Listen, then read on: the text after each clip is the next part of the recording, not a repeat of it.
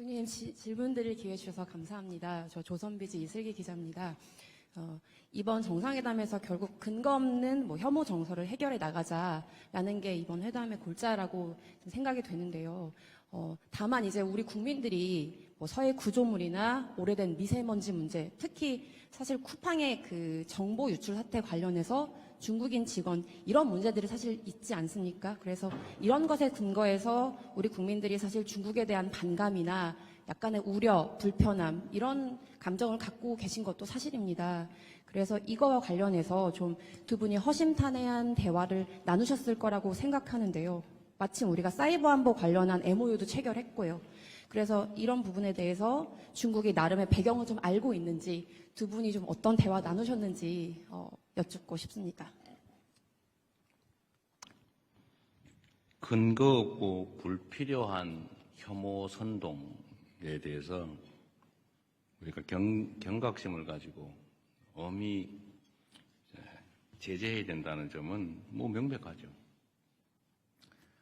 쿠팡의 그 범죄 행위자가 중국 사람이다. 어쩌라고요? 일본 사람이면 그러면 그때부터 일본 사람 미워할 겁니까? 그러면 쿠팡에 그 미국 사람 있으면 이제 미국 무지하게 미워해야 되는데 그건 왜 안 하는 거예요, 도대체? 아무런 그야말로 그것도 근거 없는 얘기죠.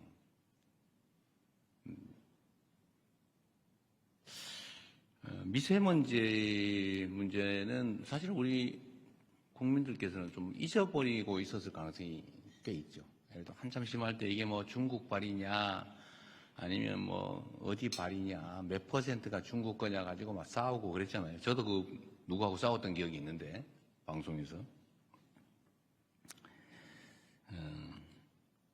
근데 이런 걸 가지고 감정적으로 대응할 일은 아니죠.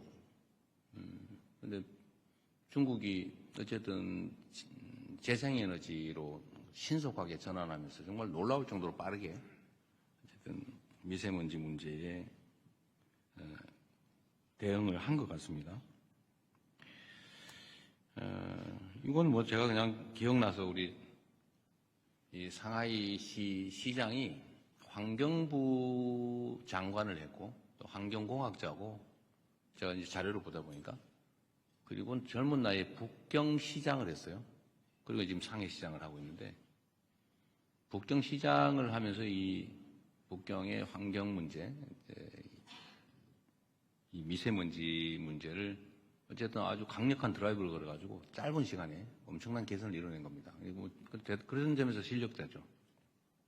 능력자인데 그 얘기를 제가 칭찬하다 보니까 그 얘기를 하게 된 거예요. 그냥 이게 무슨 한중 혐오 정서의 원인이라서 한 얘기는 아니고 서해 문제 가지고도 이렇게 이상하게 또 왜곡해서 서해를 상납을 했느니 이런 이상한 또 주장하는 사람이 있는 것 같은데 이 서해 구조물 문제는 사실은 서해에 이제 각자의 고유 수역이 있고 중간쯤에 공동 관리 수역이 있어요. 근데 공동 관리 수역을 사실은 이제 선을 그어가지고 관할을 나눠버리면 깔끔한데 그 중간을 공동 관리로 남겨놓은 겁니다. 이제 이거를 선을 그어버리면 제일 깨끗해요, 우리 입장에서. 근데 그 공동 수역 중에서 중국 쪽 경계에 붙여서 살짝 넘어온 거예요. 이 중간에 와가지고 아니면 그 중간에서 오른쪽으로 우리 쪽으로 와 있는 그런 게 아니고 위치가. 그 중국은 우리한테 그러는 거지. 거기 들어온 물고기 있는 것도 아니고 진짜 물고기다. 양식하는 거다. 회유하는 좀 양식장인데 뭘 그러냐. 그런데 우리로서는 왜 일방적으로 하냐라고 이제 문제를 삼는 거죠. 그리고 지금 양식장 시설이 2개 있다 그러고 그걸 관리하는 시설이 또 있다고 그래요. 근데 관리하는 시설은 그건 철수할게 이래가지고 아마 옮기게 될 것 같아요. 일단 그건 옮기자. 그걸 자꾸 논란이 되니까. 그런데 우리 입장에서는 그냥 편하게 중간을 정확하게 그냥 그어버리자. 당신들 마음대로 써라. 그 안에서. 지금 그 얘기를 이제 실무적으로 하기로 한 거예요. 그럼 깔끔하잖아요. 그 선에서 우리 쪽으로 넘어오는 것도 아니고. 그쪽에 실제 그쪽 수역에 근접해 있는 공동 수역인데 그래서 깔끔하게 정리합시다 라고 한 겁니다. 그렇게 하기로 했어요. 이제 어떻게 할지 실무 협의를 하기로 했습니다. 그래서 문제의 원인을 제거하자. 이렇게 정리하면 되죠. 근거 없고 필요 없는 불필요한 이런 문제는 정말 우리 언론 여러분께서도 정리들을 가끔씩 한 번씩 해주세요. 중간적 입장에서. 뭐 언론이 입장이 중요하잖아요. 누구 편 들어가지고 왜곡 조작하려고 하는 게 아니지 않습니까? 정치 집단도 아니고. 뭐 정치 집단이 그러는 거야 이해하지만.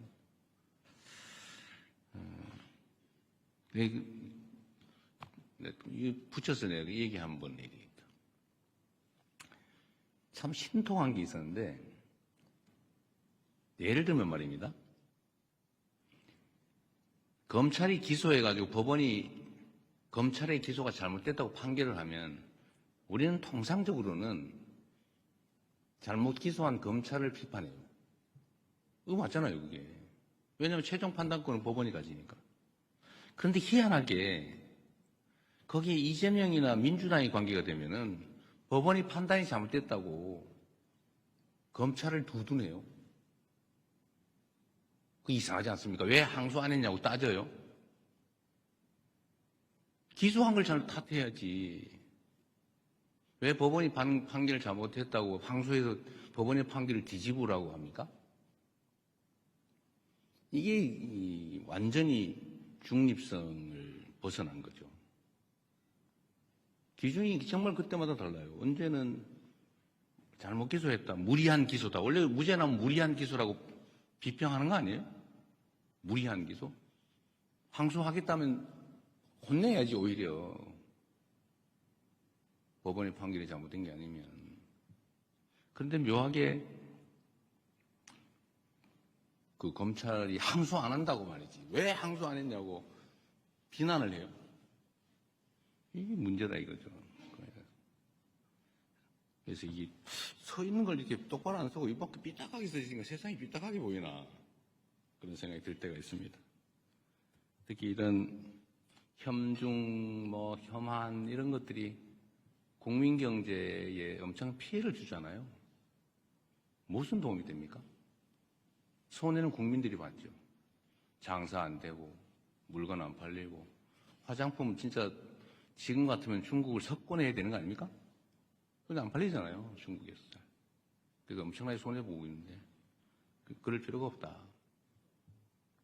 그게 공인으로서 해야 될 일 아니겠나 싶습니다.